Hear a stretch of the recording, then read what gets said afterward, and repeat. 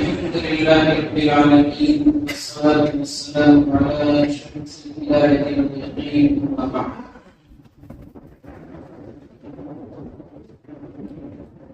نماز کورس کا آج سے آغاز ہو رہا ہے. انشاءاللہ اس کورس کے اندر ہم نماز کے بنیادی مسائل سیکھیں گے جس کا جاننا ہر مسلمان کے لیے ضروری ہے.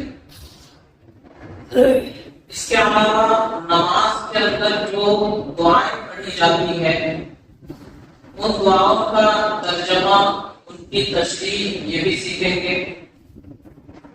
اسی طریقے سے مرد اور عورت کی نماز میں کیا فرق ہے، ساتھ ساتھ اس کو بھی بیان کیا جائے گا. تو تمام حضرات سے گزارش ہے کہ ہر ہفتے پابندی کے ساتھ آئے اور وقت پر آ جائیں تاکہ جتنے بھی مسائل بیان ہو وہ سب صحیح طریقے سے سن سکیں، سیکھ سکیں اور ہم اپنی نمازوں کو درست کر سکیں. آج سب سے پہلے نماز کی اہمیت بیان ہوگی، اس کے بعد نماز کس پر فرض ہے، پھر اس کے بعد نماز سے پہلے چونکہ وضو ضروری ہے تو وضو کے اندر کیا چیزیں فرض ہیں، کیا سنتیں، بس یہ چیزیں آج بیان کی جائیں گی. سب سے پہلے نماز کی اہمیت. اللہ تبارک و تعالی نے قرآن کریم میں مختلف جگہوں پر بار بار اقیم الصلاۃ کہ نماز قائم کرو، نماز قائم کرو، نماز قائم کرو، بار بار اللہ نے یہ حکم کیا. اسی طریقے سے اللہ تبارک و تعالی نے قرآن کریم میں سورہ بقرہ کے بالکل شروع میں متقی لوگوں کی صفات بیان فرمائی. الذين يؤمنون بالغيب ويقيمون الصلاة ومما رزقناهم ينفقون. کہ متقی لوگ وہ ہیں جو غیب پر ایمان رکھتے ہیں، یعنی ڈرنے کی چیزوں کو مانتے ہیں اور نماز کو قائم کرتے ہیں، اور جو ہم نے رزق دیا ہے ان کو اس میں خرچ کرتے ہیں. تو اللہ نے متقی لوگوں کی صفات بیان فرمائی کہ وہ نماز کو قائم کرتے ہیں. اسی طرح اللہ نے فرمایا سورہ بقرہ میں ہی دوسری جگہ وَأَقِيمُوا الصَّلَاةَ وَآتُوا الزَّكَاةَ وَارْكَعُوا مَعَ الرَّاكِعِينَ کہ نماز قائم کرو، زکات ادا کرو اور رکوع کرو رکوع کرنے والوں کے ساتھ. مراد یہ ہے کہ جماعت کے ساتھ نماز ادا کرو. یا اللہ نے رکوع کا خاص طور سے تذکرہ فرمایا کہ یہودیوں کی نماز میں رکوع نہیں تھا تو اللہ نے خاص طور سے رکوع کا تذکرہ فرمایا. اسی طرح اللہ نے فرمایا سورہ بقرہ میں وَاسْتَعِينُوا بِالصَّبْرِ وَالصَّلَاةِ وَإِنَّهَا لَكَبِيرَةٌ إِلَّا عَلَى الْخَاشِعِينَ کہ اللہ سے مدد طلب کرو صبر کے ذریعے اور نماز کے ذریعے. کوئی مصیبت آ جائے، کوئی پریشانی آ جائے، پہلے اس پر صبر کرو پھر نماز پڑھو، اللہ کی طرف متوجہ ہو.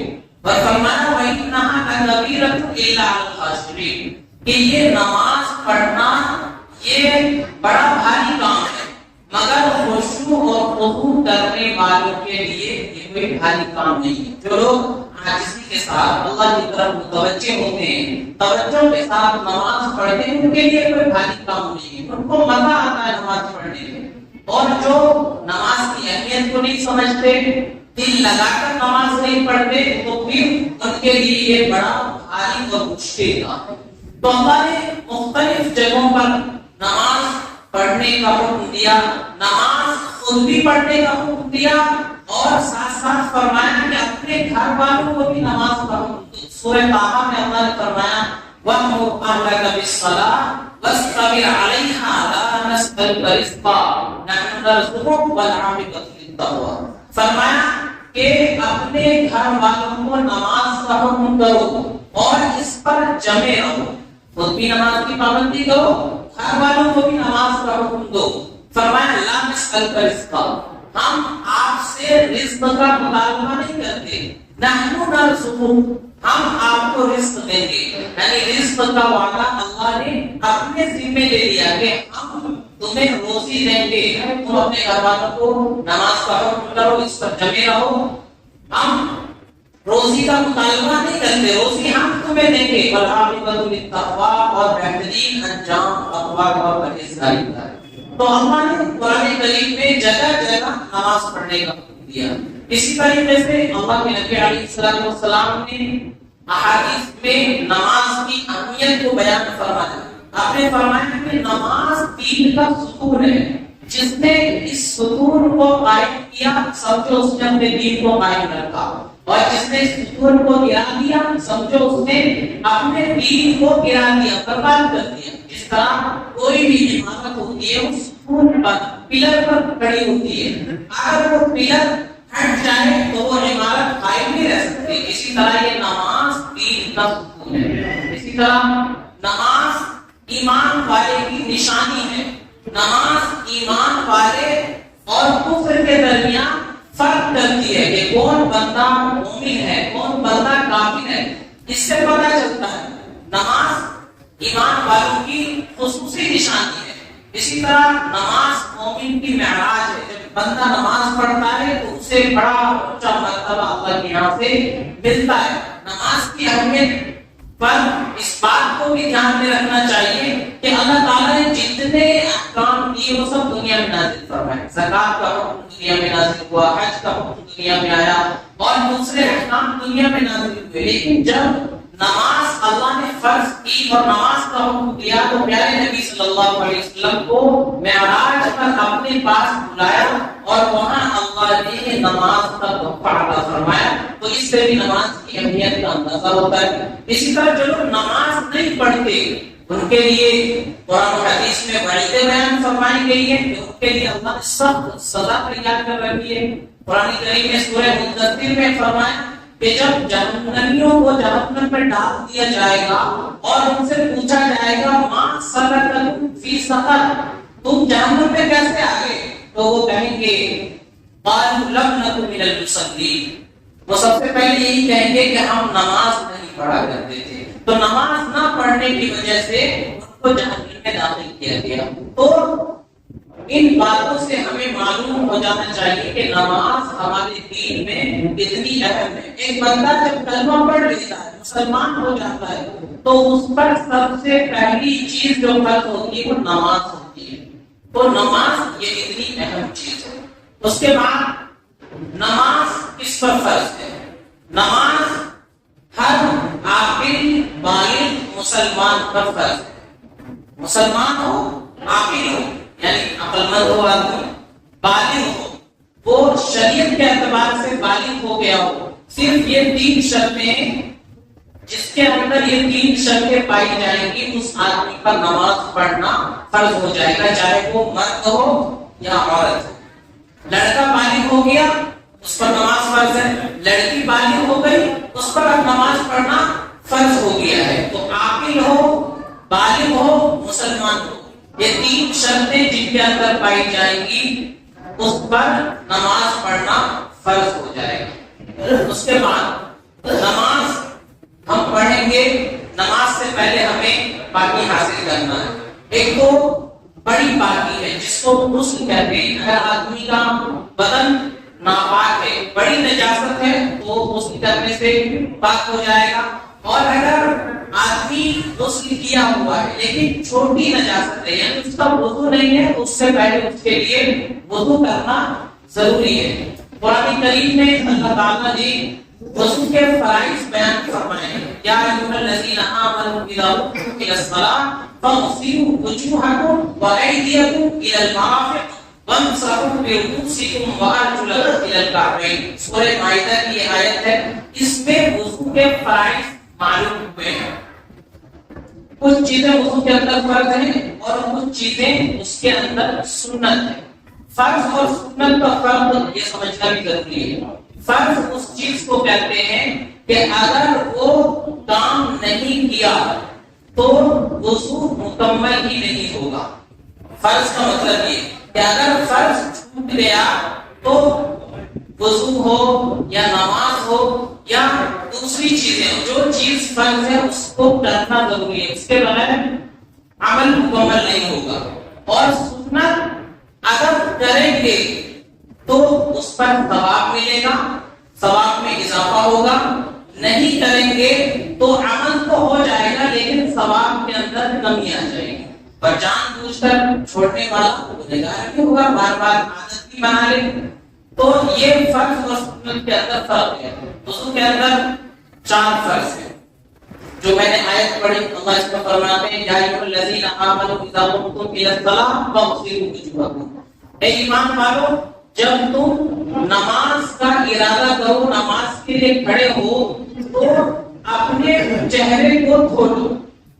چہرے کو دھونا یہ سب سے پہلا فرض ہے۔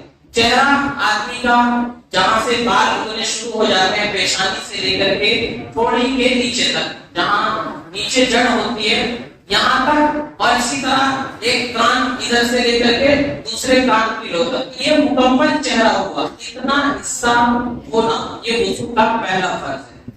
اس کے بعد ہے دوسرا فرض، آگے اللہ نے فرمایا وَأَيْدِيَكُمْ إِلَى الْمَرَافِقِ، اپنے ہاتھوں کو دھو کوہنیوں تک، کوہنیاں بھی اس کے اندر شامل ہیں، تو کوہنیوں تک ہاتھ دھونا، دونوں ہاتھ، یہ بھی وضو کے اندر فرض ہے، یہ دوسرا فرض ہے۔ اس کے بعد اللہ نے فرمایا وَامْسَحُوا بِرُؤُوسِكُمْ، اپنے سروں کا مسح کرو۔ سر کا مسح کرنا یہ فرض ہے، لیکن چوتھائی سر کا مسح فرض ہے۔ 1/4 سر کے 4 حصے کریں گے، ایک حصہ جو ہوگا آگے کا حصہ یا پیچھے کا حصہ جدھر سے بھی آدمی کرے، لیکن چوتھائی سر کا مسح یہ فرض ہے۔ اگر چوتھائی سر کا مسح نہیں ہوا تو وضو اس کا مکمل نہیں ہوگا۔ تو یہ تیسرا فرض ہے۔ آگے اللہ نے فرمایا وَأَرْجُلَكُمْ إِلَى الْكَعْبَيْنِ، اور اپنے پیروں کو دھو ٹخنوں تک، ٹخنے بھی اس کے اندر شامل ہے، تو پیر ٹخنوں تک دھونا، پیر کے نیچے جو ہڈی نکلی ہوئی ہوتی ہے وہ ٹخنا ہے، وہ بھی دھونا ضروری ہے۔ تو یہ 4 چیزیں وضو کے اندر فرض ہے۔ پہلا فرض ہے پورے چہرے کو دھونا، دوسرا فرض ہے دونوں ہاتھ کوہنیوں سمیت دھونا، تیسرا فرض ہے سر کے چوتھائی حصے کا مسح کرنا، اور چوتھا فرض ہے دونوں پیروں کو ٹخنوں سمیت دھونا۔ یہ 4 چیزیں وضو کے اندر فرض ہے۔ اگر ان میں سے کوئی چیز چھوٹ گئی یا کوئی کمی رہ گئی تو وضو مکمل نہیں ہوگا، وضو مانا ہی نہیں جائے گا۔ تو یہ چیزیں وضو کے اندر فرض ہے۔ فرض کا مطلب ان کا کرنا ہر حال میں ضروری ہے، ان کے بغیر وضو ہوگا ہی نہیں۔ اب اس کے بعد کچھ چیزیں ہیں جو وضو کے اندر سنت ہے۔ سنت کا مطلب اگر وہ ہم کریں گے تو ہمارے وضو کے اندر کمال پیدا ہوگا، وضو میں ثواب زیادہ ملے گا، اور اگر نہیں کریں گے تو وضو تو ہو جائے گا، 4 فرض ہم نے پورے کر لیے، وضو ہمارا ہو گیا، لیکن سنت اگر نہیں کریں گے تو ثواب کے اندر کمی آ جائے گی، اور جان بوجھ کر کے عادت بنا لینا کہ صرف فرض پورا کر لیا اور سنتوں کو چھوڑ دیا تو یہ غلط بات ہے، ایسا نہیں کرنا چاہیے۔ تو کچھ چیزیں ہیں وضو کے اندر جو سنتیں ہیں، اب میں تفصیل سے اس کا بھی بیان کر دیتا ہوں تاکہ وہ بھی ہمارے ذہن میں رہے، اور ان کا اہتمام کرتے ہوئے ہم اپنے وضو کو کریں تاکہ ہمارا وضو کامل اور مکمل ہو، اور وضو کی جو فضیلت ہے اللہ کے نبی صلی اللہ علیہ وسلم نے بیان فرمائی ہے وہ ہمیں حاصل ہو جائے، اس پر جو ثواب ملتا ہے وہ بھی ہم پا سکیں۔ تو وضو کے اندر سب سے پہلی سنت ہے نیت کرنا۔ جب ہم وضو کرنے کے لیے جائیں تو سب سے پہلے ہم اپنی نیت کو درست کریں کہ ہم وضو اس لیے کر رہے ہیں تاکہ پاک ہو جائیں گے، ہمارے لیے نماز پڑھنا جائز ہو جائے گا، قرآن کو چھونا ہمارے لیے جائز ہو جائے گا۔ تو پاکی حاصل کرنے کے لیے وضو کرنا ہے، یہ نیت ذہن میں ہونی چاہیے۔ اس کے بعد ہے دوسرا نمبر بسم اللہ پڑھنا۔ وضو کی ہم نے نیت کر لی، اب وضو شروع کر رہے ہیں تو بسم اللہ پڑھیں۔ اللہ کے نبی علیہ السلام ہر کام سے پہلے بسم اللہ الرحمن الرحیم پڑھا کرتے تھے۔ وضو بھی اچھا کام ہے، عبادت کے لیے ہم وضو کر رہے ہیں تو بسم اللہ الرحمن الرحیم پڑھ لیں۔ اس کے بعد تیسرا نمبر ہے دونوں ہاتھ کو گٹوں تک ہمیں دھونا ہے۔ یہ جو ہاتھ میں یہاں پر ہڈی تھوڑی سی ابری ہوئی ہوتی ہے گٹے، ان دونوں ہاتھوں کو ہم دھوئے، یہ بھی وضو کے اندر سنت ہے۔ تو 3 مرتبہ یہ دونوں ہاتھ گٹے تک دھوئے گئے۔ اس کے بعد نمبر 4 پر ہے مسواک کرنا۔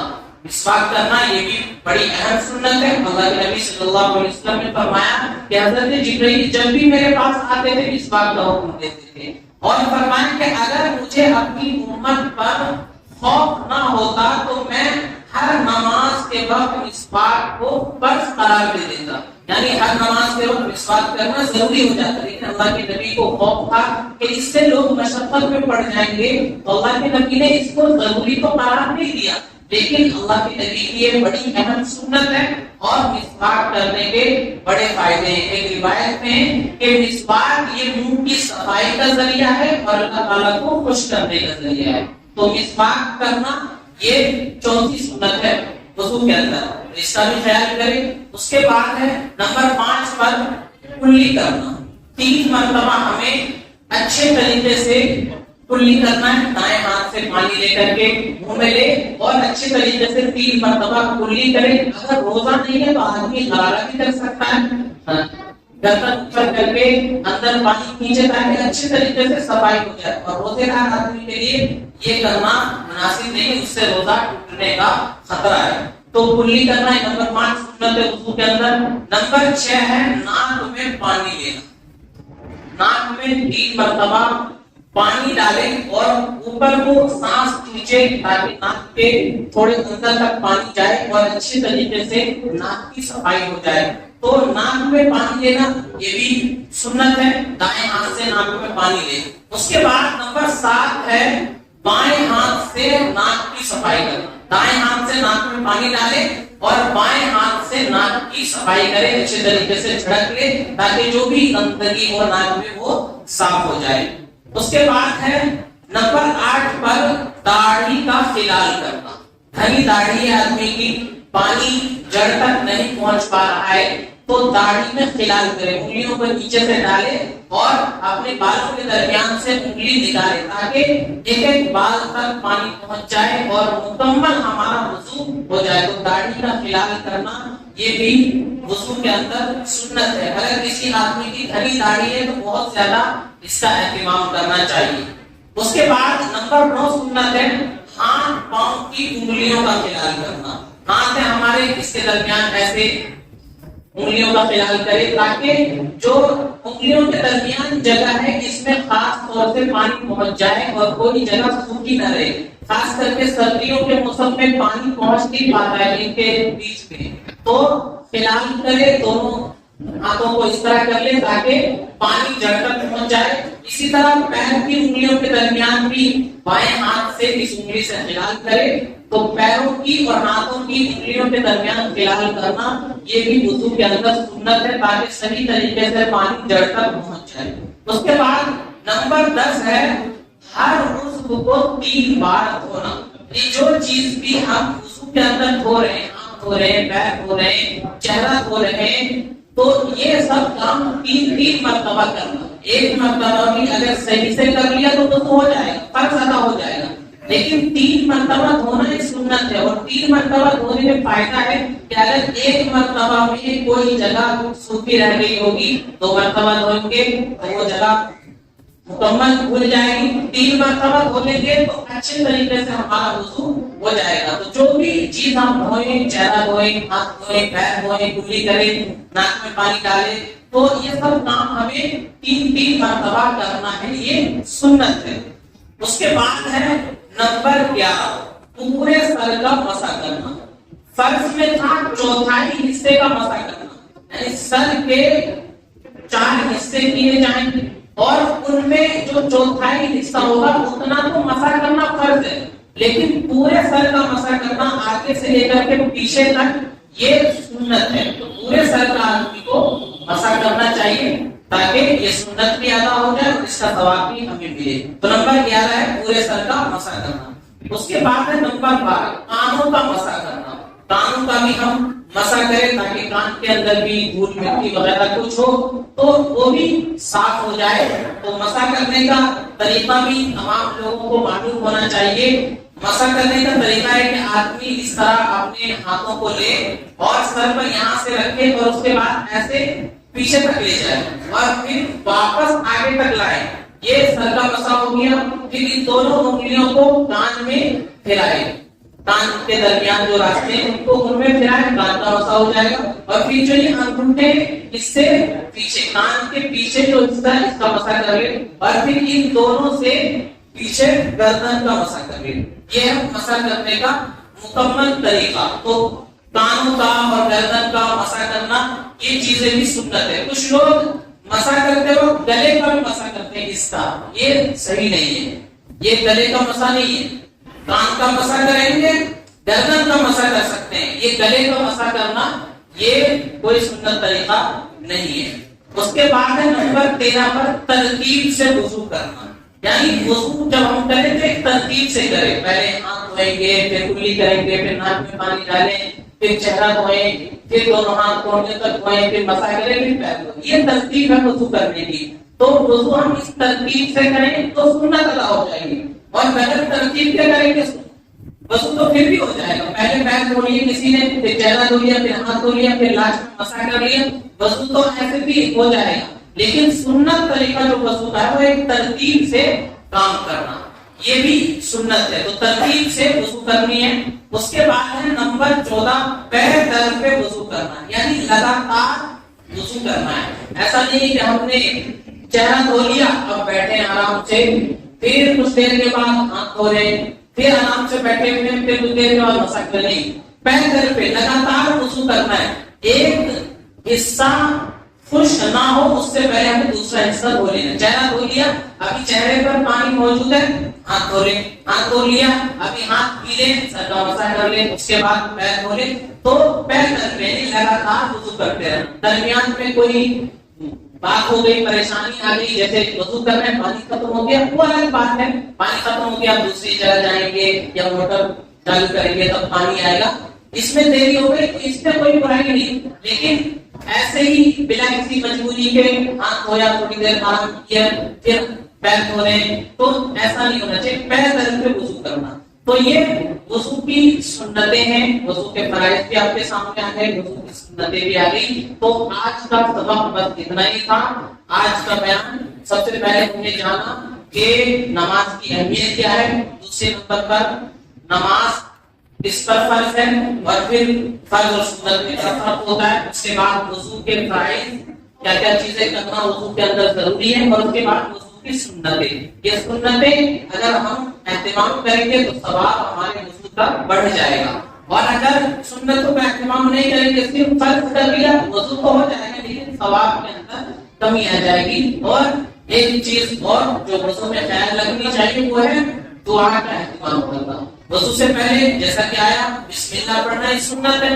وضو کے درمیان کی بھی دعائیں آتی ہے روایت میں, اللہم اغفر لی ذنبی ووسع لی فی داری وبارک لی فی رزقی. اے اللہ میرے گناہوں کو معاف فرما اور میرے لیے میرے گھر کو کشادہ فرما اور میرے لیے میرے رزق میں برکت عطا فرما. تو یہ دعا کر لے وضو کے درمیان. اور آخر میں وضو کرنے کے بعد بھی دعا آتی ہے, اشہد ان لا الہ الا اللہ وحدہ لا شریک لہ واشہد ان محمدا عبدہ ورسولہ.